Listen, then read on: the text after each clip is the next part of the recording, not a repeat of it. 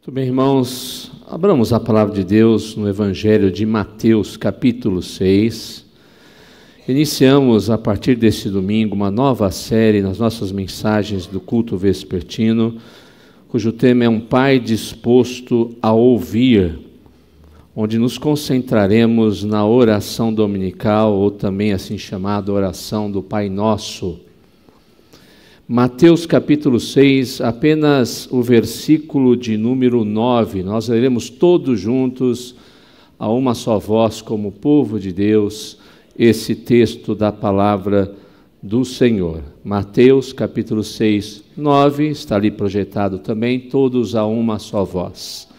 Portanto, vós orareis assim: Pai nosso que estás nos céus, santificado seja o teu nome. Oremos. Senhor nosso Deus e Pai, te agradecemos pelo teu cuidado, direção, amor, graça, misericórdia que se renovam a cada manhã. Grande é a tua fidelidade. Tua palavra foi lida. Nós não temos a mínima capacidade de entendê-la por nós mesmos. Mas a tua promessa é que o teu Santo Espírito abriria o nosso entendimento para que pudéssemos enxergar as coisas, entender as coisas como o Senhor deseja, e transformados pelo poder da tua palavra e do Espírito Santo, pudéssemos praticar o teu querer, para que o mundo pudesse ver em nós a tua glória, a beleza de Cristo, a luz do Redentor, e enfim, possa glorificar o teu nome que está nos céus. Eis-nos aqui, vasos de desonra, mas portadores da tua glória. Ajuda-nos, fala conosco, Espírito Santo, quebranta o nosso coração e nos ajude, em nome de Jesus. Amém.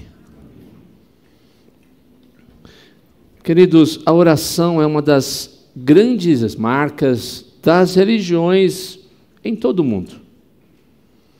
Alguns a chamam simplesmente de prece, outros a chamam de reza, outros ainda falam que apenas estão meditando. Um teólogo liberal chamado Paul Tillich, não mais acreditando naquilo que a palavra de Deus diz, um dia foi confrontado e lhe perguntaram: você ora? Ele disse: eu medito. Para nós cristãos, que cremos na Bíblia como única regra de fé prática, que cremos naquilo que a Escritura nos diz, a oração é muito mais do que apenas uma breve meditação, uma reza a ser repetida, um mantra que atrai fluidos positivos para nós, algo que nós fazemos para que Deus seja manipulado pelo nosso querer e desejos egoístas. Não. Para nós, a oração é um momento no qual podemos conversar com Deus, derramar os nossos sentimentos, escancarar o nosso coração diante dEle. Não é algo decorado, frio, mas que brota de um coração aquecido por saber que diante de nós, ou que nós estamos diante de Deus e da nossa limitação e absoluta fraqueza. Estamos, portanto, na oração dizendo: o Senhor é grandioso, mas, ó Pai, eu sou limitado, eu careço de ajuda, eu preciso da sua mão estendida, eu preciso de um poder de primeira categoria, porque o meu de terceira categoria é limitado, eu só consigo ir até um certo ponto, eu não conseguirei fazer sozinho. O Senhor Jesus mesmo disse: sem mim nada podereis fazer. Há um poder controlando todas as coisas, nós sabemos que Deus está dirigindo todas as coisas, todos os eventos em geral, mas ainda mais particularmente os nossos eventos diários, a nossa vida particular. A oração é importante. Nos tempos de Jesus era muito comum os rabis, os mestres, ensinarem aos seus discípulos uma oração específica. Era uma marca, normalmente, de um discipulador, de um mestre, de um rabi, transmitir um modelo de oração para aqueles que o seguiam. A maioria deles remetia os seus discípulos aos salmos. Os salmos, e normalmente isso seria o mais comum, um rabi dizer, vai a um dos salmos. Meu salmo preferido é o Salmo 1, eu gosto do Salmo 23, leia o Salmo 46, vai, leia o Salmo 119. Então cada rabi diria para os seus discípulos um modelo de oração que normalmente era um dos salmos. Os discípulos, então, o Senhor Jesus Cristo, pedem a mesma coisa. Senhor, ensina-nos a orar. Todo mestre ensina o seu discípulo a orar. Faça o mesmo conosco. Até João Batista, se você ler lá em Lucas capítulo 11, versículo 1, até João Batista ensinou os seus discípulos um modelo de oração. Então os discípulos disseram, faça conosco aquilo que João Batista fez com os seus discípulos. Jesus, aí, antes do versículo 9, já fala, já explica como se deve orar. Até o próprio título, aí do versículo 5, está assim, como se deve orar. Jesus fala, você quando for orar, não faça na praça, não faça com que os outros vejam. Feche a sua porta, feche a sua janela, vá em secreto, e seu Pai, que ouve em secreto, vai recompensar você. E em seguida ele emenda um modelo de oração para os seus discípulos e que serve para nós até hoje. No prefácio do versículo 9, está assim, portanto, ou seja, há uma conclusão. Portanto, vós orareis assim. Esta é a forma pela qual vocês devem se dirigir a Deus. Esse é o modelo de oração para vocês, meus discípulos. Portanto, Jesus transmite um modelo que não é apenas uma reza, o que nós devemos repetir. Algumas pessoas, eu tenho medo, porque muito crente está ficando igual jogador de futebol. Quando vai entrar no campo, usa o Pai Nosso para trazer algum tipo de... para espantar mal olhado ou trazer alguma bênção para trazer a vitória do jogo. O Pai Nosso não serve para isso. Não é uma reza ou uma oração para atrair bons fluidos, para atrair pensamento positivo, para atrair uma vitória no esporte, para espantar mal olhado. Não serve para isso. Ele é um modelo que nos ensina uma estrutura básica de oração e aquilo que é importante nas orações que também nós elaboramos e fazemos quando abrimos o coração na presença de Deus. É, portanto, um modelo. É por isso que Cristo diz, vós, portanto, orareis dessa forma, assim. Ela pode ser repetida como nós fazemos todo domingo de manhã aqui, não há nenhum problema. Mas ela não é só para isso. Ela tem divisões didáticas importantes que vão nos ensinar como nós devemos orar e o que é principal na nossa oração. Ela tem uma introdução que está aí no versículo 9, tem as suas petições, os versículos 9 a 13, e uma conclusão específica no versículo de número 13 em diante. Por ser um modelo, o Pai Nosso está em uma ordem de importância que deve ser observada. A oração dominical, também é conhecida assim, é a demonstração do amadurecimento espiritual do crente que entende o que deve orar e como deve orar.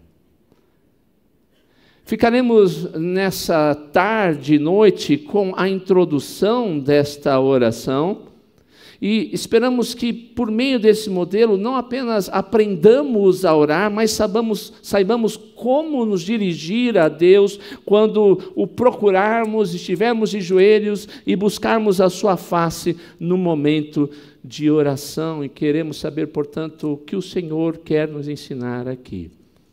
E o primeiro ensino desta oração, e que diz respeito à nossa oração diária, cotidiana, é que nós devemos lembrar que na nossa oração estamos nos dirigindo ao nosso Pai. Na nossa oração estamos nos dirigindo ao nosso Pai. E a primeira coisa importante a saber, dentro do contexto, é que Jesus quebrou um paradigma que existia naqueles dias. Nenhum judeu, nenhum fariseu, nenhum religioso judaico daqueles dias tinha em sua mente a ousadia de se dirigir a Deus chamando-o de Pai. Jesus está dizendo, não, agora é um novo relacionamento que eu estou trazendo para vocês. Quando vocês orarem, lembre que vocês estão falando não com alguém que não se importa, não com alguém que não nutre nenhum sentimento por vocês. Deus, como a Escritura Sagrada no Antigo Testamento já havia ensinado isso, mas os fariseus tinham deixado esse ensinamento de certa maneira de lado, Jesus diz, vocês estão dirigindo a sua oração a um Pai, Ele é o Pai de vocês, Ele trata vocês como um Pai bondoso que se compadece dos seus filhos, vocês são filhos dEle, e como filhos, Ele deseja tratá-los da melhor maneira possível, com amor, graça, misericórdia, provisão. Mas o mais importante, quando nós fazemos oração dizendo, Pai nosso, eu tenho que lembrar primeiro, que eu tenho um Pai que está disposto a me ouvir. Ser órfão naqueles dias, e ainda de certa maneira é hoje, é muito provavelmente estar desamparado. A figura do órfão na Bíblia transmitia um estado absoluto de abandono, às vezes de miséria, e o órfão não podia contar com absolutamente ninguém, apenas com o favor, a esmola, os préstimos de alguém que misericordiosamente pudesse atendê-lo. Naqueles tempos, Deus havia orientado o seu povo, o órfão e a viúva deverão ser cuidados por vocês, mas o pecado havia endurecido muitas vezes o coração do povo de Israel, que abandonava essas pessoas à sua própria sorte. Ainda hoje, ser órfão é muitas vezes estar sozinho, numa solidão absoluta. É contar com a misericórdia e o favor apenas daqueles que quiserem usá-la quando a usam. É às vezes não ter nem mesmo as coisas básicas que uma criança precisa, é nem mesmo ter um abraço, um afeto de alguém com quem ele poderia contar e ser afetuoso para com ele. É não ter, portanto, o carinho do pai, da mãe, vivendo por sua própria conta e risco. Nesse aspecto, nós cristãos podemos dizer uma coisa: nós não estamos e jamais estaremos órfãos, desamparados, lançados à própria sorte. Deus, o Deus Salvador, o Deus Todo-Poderoso, o Deus que criou todo o universo, o Deus que poderia nos consumir num estalar de dedos, num abrir e piscar de olhos, esse Deus resolveu nos tratar como seus filhos. Pense por um instante, eu estou falando assim de uma maneira normal, tá bom? Porque eu sempre fico preocupado com o exemplo, porque a pessoa sempre quer pegar o exemplo ruim. Pense no exemplo normal, ok? Combinado? Combinado. Como é que um pai normalmente cuida dos seus filhos? Em um relacionamento saudável, não existe separação entre pai e seu filho. Quando o filho é realmente amado pelo pai, ele pode se achegar aos braços do pai, falar o que está pensando para o seu pai, pode falar dos momentos difíceis para o seu pai, principalmente nos momentos que ele mais precisa, ele pode contar com o afeto, o abraço, os ouvidos, a vida do seu pai dispostas a ele, ou disposta a ele. Se é assim, com um pai terreno e sujeito a falhas, o que dizer a respeito de um Pai celestial e perfeito, que não tem, não conhece e jamais terá pecado? Certo pastor, pregador, dizia que lá nos Estados Unidos, era muito comum nos Estados Unidos o pastor ter o seu escritório numa sala separada, de preferência no lugar mais silencioso da casa. Mas aquele pastor disse que ele adotou um costume. Quando ele chegou naquela casa, as fechaduras eram muito altas, as maçanetas eram muito altas, e ele sabia que seus pequenos filhos não iam alcançar para conversar com ele. E a primeira providência que ele tomou foi abaixar a altura da maçaneta, de maneira que os seus filhos, no momento em que quisessem, mesmo que ele estivesse estudando, trabalhando seriamente, pudessem abrir a maçaneta, entrar na sua casa, se dirigir a ele e dizer: papai, eu amo você, você pode falar comigo, você pode brincar comigo, você pode dar atenção para mim. Às vezes ele não podia, mas ele não quebrou o canal, ele não colocou uma tranca, ele não pôs uma fechadura na porta, ele não aumentou a altura da maçaneta. Ele entendeu que os seus filhos tinham que ter a liberdade e acesso livre a ele a todo momento. Irmãos, se um pai humano é capaz de fazer isso, quando dirigimos a nossa oração a Deus dizendo: Pai nosso, estamos compreendendo, meu Pai, eu posso a qualquer momento me dirigir a você. Eu posso falar com o Senhor a qualquer momento. A maçaneta está mais baixa. A porta tem livre acesso. O Senhor me ouve. O Senhor amoroso está disposto a ouvir as minhas necessidades de um filho limitado, as minhas necessidades filiais. Qual pai não se sensibiliza com o choro do seu pequeno bebê, do filho que cai e se machuca, daquele filho que mais velho passa por angústias e dificuldades? Foi por isso que Jesus falou: ora, se vocês que são maus sabem dar boas dádivas aos seus filhos, quanto mais o vosso Pai Celestial.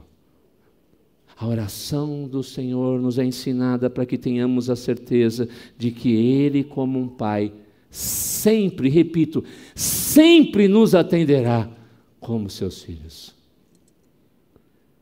Mas Jesus não ensina só isso. Ele diz: vós orareis assim, Pai nosso.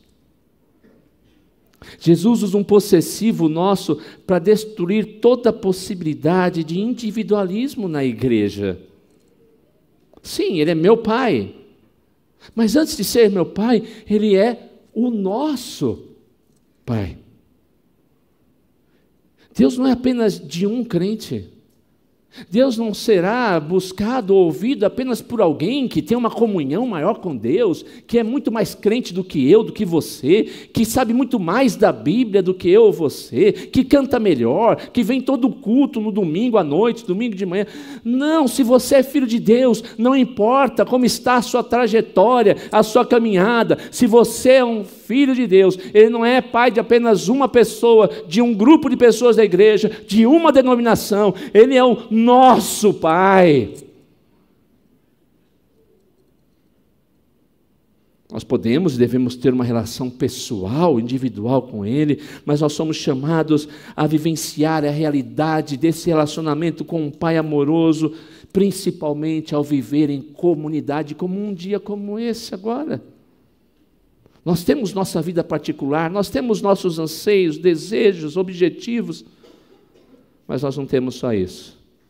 Nós somos chamados a viver uns com os outros como a família do Senhor, como filhos de Deus, a nos interessarmos uns pelos outros, a ouvir o clamor do meu irmão, da minha irmã, para que eu possa também, Senhor, a necessidade do meu irmão é importante para mim, a necessidade da minha irmã é importante para mim, as lutas dos meus irmãos são importantes para mim, as lágrimas dos meus irmãos são importantes para mim, as alegrias e as vitórias dos meus irmãos são importantíssimas para mim. Por isso eu digo não apenas Pai, eu digo Pai nosso. É por isso que oração é importante na igreja.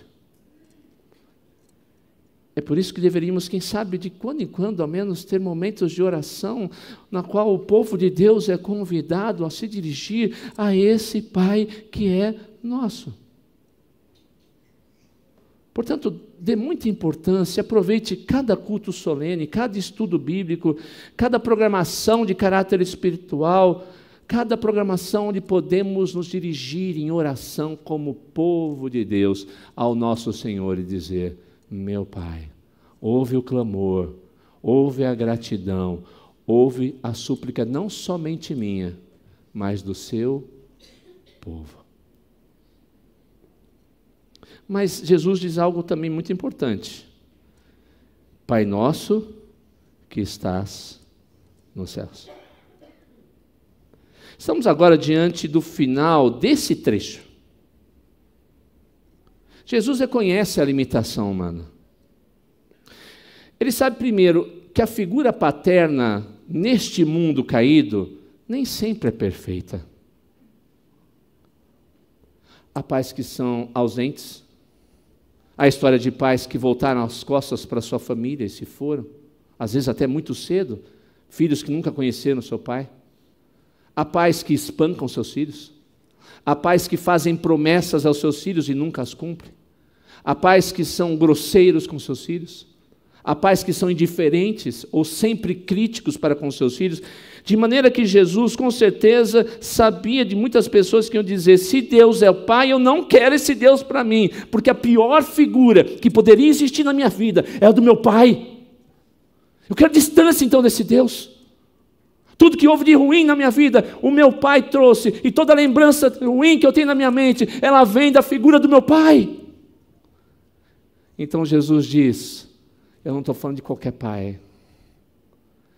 Eu estou falando de um Pai Nosso que está nos céus. A gente inverte. Mas eu quero trazer o modelo do pai terreno e comparar com Deus. Não, o modelo de paternidade não é a humana, é a divina. Todos os pais deveriam se inspirar na pessoa do Pai Celestial e saber como tratar a sua família e os seus filhos. Mas Jesus, em sua maravilhosa sabedoria, entendendo a nossa limitação de comparação, Ele diz: eu não estou falando de qualquer pai, eu estou falando de um Pai que está nos céus.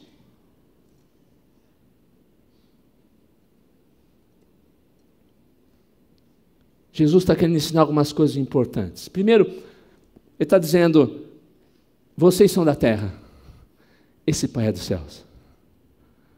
Não compare com qualquer outro, mas também saibam diante de quem vocês estão. Ele é santo, toda reverência a Ele, toda a seriedade diante dEle, todo pedido de oração a partir daquilo que a Escritura diz que deve ser feito, deve ser falado, deve ser buscado.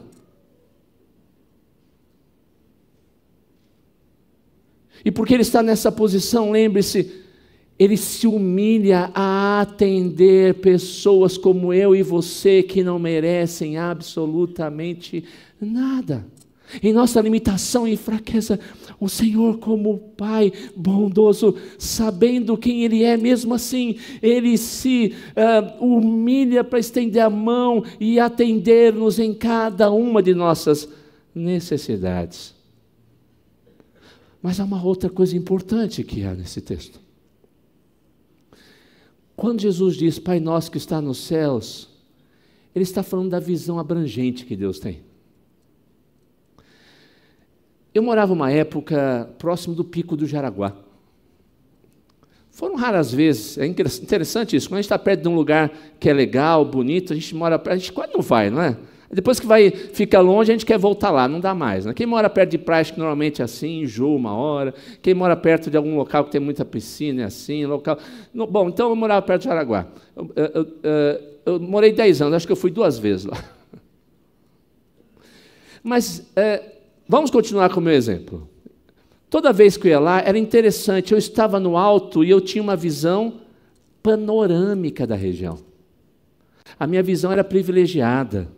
Quando eu subia ali, eu via: olha, querida, a nossa casa está ali. Olha ali, a igreja naquele canto. Mais para frente tem a rodovia Anguera. Do outro lado, a rodovia dos Bandeirantes. Olha ali aquele lugar. Nossa, eu não lembrava daquele lugar. Construíram aqueles prédios há pouco tempo. Então, eu tinha uma visão abrangente de tudo que estava ao meu redor. Eu acho que eu estou conseguindo explicar para você o que Jesus está dizendo aqui. Quando eu digo Pai Nosso que está no céu, estou dizendo: Senhor, eu não consigo ver as coisas como o Senhor vê. Senhor, a minha visão é limitada, Pai.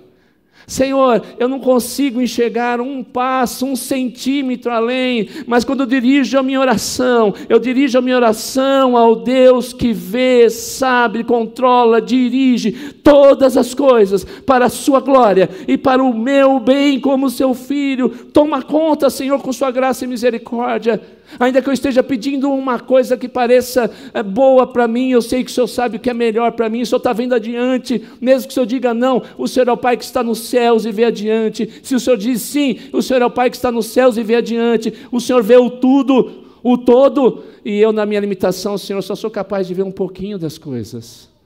É por isso que eu dirijo minha oração ao Senhor e digo: Pai Nosso que estás nos céus. O Senhor sabe, ó Deus, tudo. O Senhor vê tudo, o Senhor faz todas as coisas conforme o conselho da sua vontade, em sua infinita sabedoria e para a tua honra e glória. E eu sei, Pai, que está nos céus, que no final, porque o Senhor vê tudo, será sempre o melhor para a minha vida e para a vida daqueles que eu amo. Pai nosso que estás nos céus. Mas Jesus, nesse versículo 9, nos convida a um outro passo, uma outra parte na oração. Ele diz, e aí talvez tenhamos a primeira petição: santificado seja o teu nome. Você prestou atenção na prioridade desse texto? Ele já está nos ensinando algo. Quando a gente ora, a gente começa: Senhor, glorificado seu nome. Agora, Senhor, abençoe, me dá meu emprego, Senhor, me dá o meu alimento. Senhor, eu preciso viajar essa semana, me protege. Senhor, eu preciso de roupa, eu preciso pagar minhas... A gente começa a pedir para nós mesmos, mas Jesus está dizendo na oração: não, calma lá. Primeiro fale com Deus, fale com o Senhor, diga: Pai nosso que está nos céus. Agora há uma prioridade antes das nossas necessidades. É dizer: santificado seja o teu nome, Senhor. Mais importante do que o meu alimento, mais importante do que as minhas vestes, mais importante do que meu dinheiro, mais importante do que minha saúde, mais importante até mesmo do que o perdão que eu tenho que pedir ao Senhor, é a santificação do teu precioso e grandioso nome.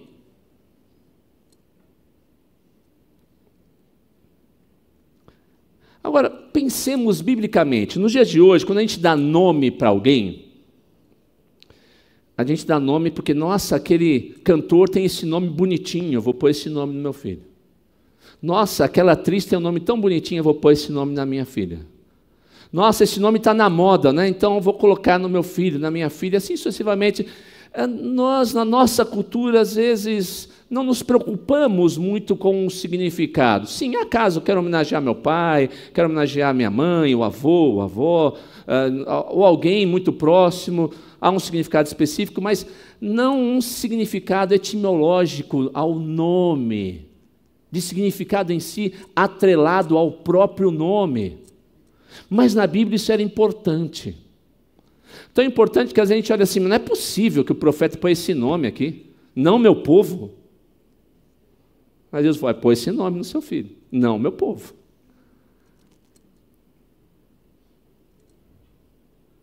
Porque o nome na Bíblia, principalmente no Antigo Testamento, estava relacionado à essência de alguém, àquilo que a pessoa deveria ser, à personalidade da pessoa. Mas ainda hoje, de certa maneira, mesmo afastados da Bíblia, desse contexto, o nome é importante. Quer ver? Vou te provar que o nome da pessoa é importante. Imagine que você chegasse para mim, eu chegasse aqui na igreja, o primeiro dia que eu vim, você se apresentasse, falasse: olha, o meu nome é fulano, fulano Hitler. Espera aí, você é parente do Hitler? Ah, meu nome é fulana, fulana o quê? Fulana Mussolini. Eu ia olhar com um olhar de total desconfiança com você, mesmo que você não tivesse nenhuma culpa em relação a ele. Espera aí, talvez 1 ou 2 pés atrás em relação a você. Você vê como o nome tem importância, está carregado de significado. Imagina alguém que ainda hoje tem o sobrenome Mussolini. Deve ter mudado, né? Não é possível. Deve ter mudado. Quando você ouve a palavra, você é um Judas. Você vê como tem significado? No Brasil, quando a gente aprende história, aquele ali foi Joaquim José Silvério. Se não lembra quem é, vai aprender e vai rever a história depois.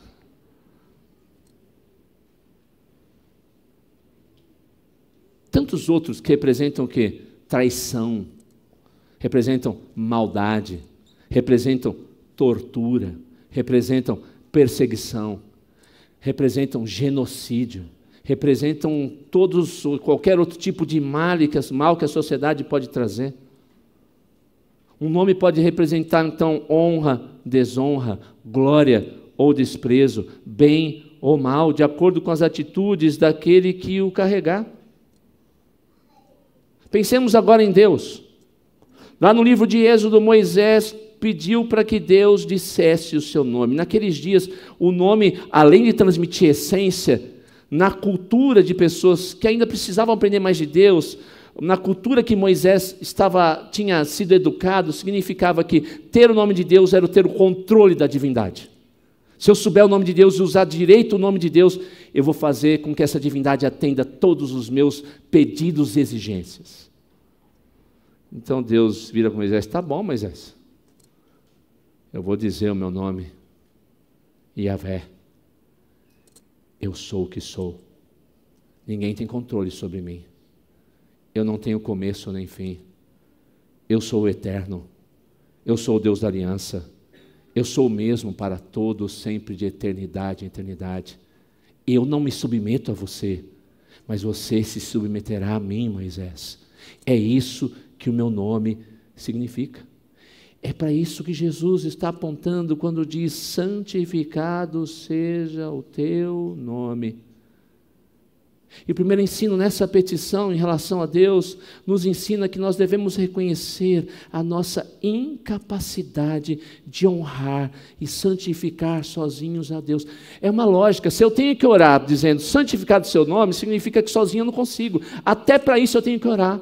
Senhor, se eu não orar, se o Senhor não me ajudar, se o Senhor não me der poder, se o Senhor não me der misericórdia, se o Senhor não me visitar com tua graça, eu não vou conseguir santificar com a minha vida, com as minhas palavras, com a minha família, com o meu ser, o teu nome. Não vou conseguir, Senhor.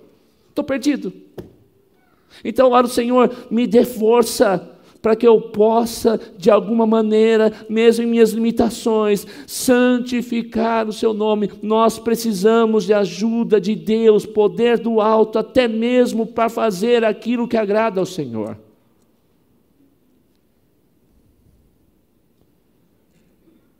Mas também Jesus está nos ensinando que ao orar, santificado seja o teu nome, nós devemos reconhecer que é um dever buscá-lo e confessá-lo. Jesus está dizendo, se está lá no início da oração, santificar o nome de Deus é uma questão de prioridade na vida dos filhos de Deus. Santificação na Bíblia é separação, não apenas de algo, mas para algo. Nós somos salvos para nos tornarmos santos e assim ter uma vida de constante busca da sua palavra, da sua vontade, do seu trabalho. Tem gente que diz, Senhor, santificado o seu nome, mas não abre a Bíblia uma vez por semana. Outro dia os diáconos vieram aqui para mim e falaram, pastor, o que a gente faz com Bíblia que está aqui há 2 anos que ninguém busca de volta? Não tem nem nome, a gente não tem nem como devolver. Espero que essas pessoas achem que tenham perdido em outro lugar e já tenham outro que estejam lendo. Mas para santificar o nome do Senhor, eu preciso conhecer o Senhor. Para conhecer o Senhor, eu preciso buscar a palavra do Senhor. E buscando a palavra de Deus, eu conhecerei a Ele, a sua vontade e poderei agradá-lo. Quando eu oro, santificado o seu nome, estou dizendo, Senhor, me transforma, eu quero buscar a sua santificação, a sua santidade, a santificação do teu nome. Mas se eu não faço nada para isso, eu vou dizer para você, pula essa parte de oração, da oração para lá, é mais bonito.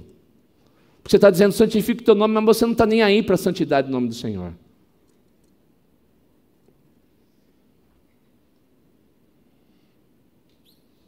Santificar a Deus também é confessá-lo.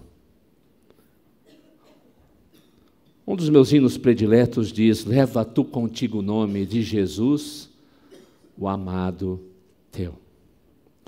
Há uma coisa que eu e você temos que compreender, se não compreendemos até aqui, de uma vez por todas. É aquilo que a doutrina da união mística de Cristo nos ensina.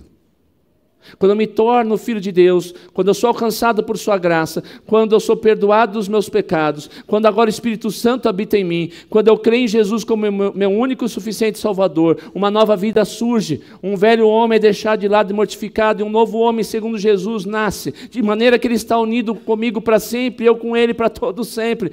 O que eu estou querendo dizer, enfim, não dá para você chegar quando acabar o culto, chegar em casa, trancar, Jesus, só foi comigo na igreja, mas, por favor, fica aí fora, tá bom? Hoje não dá para você entrar aqui. Não dá para você chegar para Jesus amanhã na escola e dizer, Jesus, olha, eu estou indo para a escola, mas o senhor fica aí em casa, porque não é bom o senhor ver o que eu estou fazendo na escola ou falando com meus amigos. Jesus, olha, eu vou acessar a internet agora, se eu puder ficar lá na sala enquanto eu acesso a internet, que eu vou ver umas coisas que acho que o senhor não vai gostar muito.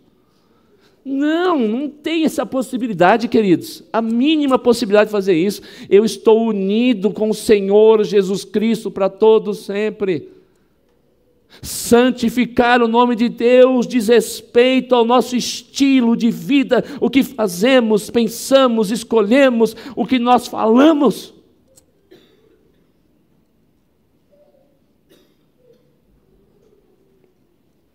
Nós oramos então ao Senhor dizendo: transforme minha vida para que a minha vida seja aquilo que agrada ao Senhor. E quando nós oramos, santificado seja o teu nome, também estamos dizendo: Senhor, remova tudo aquilo no mundo que não honra o seu nome, e eu quero ser instrumento para isso. Eu quero evangelizar as pessoas, eu quero discipular as pessoas, eu quero tirar esse mundo da tirania do pecado e de Satanás, eu quero ver a transformação desse mundo em pecado, para que cada vez mais as pessoas se submetam ao Senhor e santifiquem com suas vidas ao seu precioso, maravilhoso e precioso nome. Portanto, isso acontece com o nosso trabalho, usando os nossos dons para a glória de Deus, mas também com o nosso exemplo de vida. Mas isso também diz respeito à igreja de maneira coletiva. Quando eu digo santificado seja o teu nome, como igreja, como liderança, principalmente nas pessoas dos seus pastores, presbíteros, irmãos, nós temos que lutar para que a igreja seja o mais pura possível. A mais pura possível. Temos que lutar para ensinar, pregar a Escritura, temos que lutar para demonstrar, exortar os irmãos na fé, temos que mostrar que o nosso culto, o nosso ensino sempre deve estar ligado, associado à palavra de Deus, porque Deus é santo.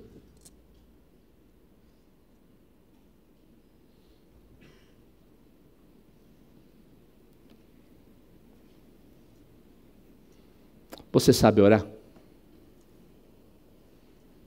A Bíblia diz que, pelo menos eu vi isso, eu não sei orar como convém.